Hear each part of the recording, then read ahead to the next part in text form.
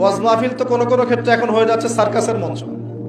কোনো কোনো জায়গায় সার্কাস, মানে এমন কিছু দৃশ্য চোখে পড়ছে যে মনে হচ্ছে যে ওয়াজে যাওয়া বন্ধ করে দিই।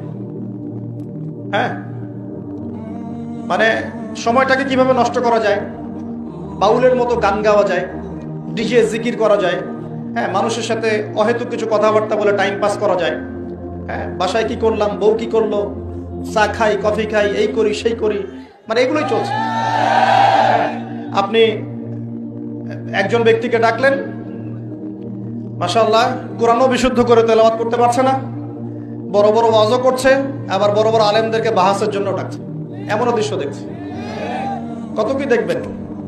আর এগুলো দুটো কারণে সারা দেশে এখন ভাইরাল হচ্ছে। দুটো কারণ, একটা হচ্ছে আমাদের একটা নিচু মানসিকতা আছে আমাদের মধ্যে, সেটা হচ্ছে আমরা হচ্ছে ট্রল প্রিয় যাত্রী। আমরা ট্রল করতে বেশি ভালোবাসি, মজা করতে বেশি ভালোবাসি, মজা ফান ইয়ারকি ফাইজলামি করতে আমরা বেশি ভালোবাসি।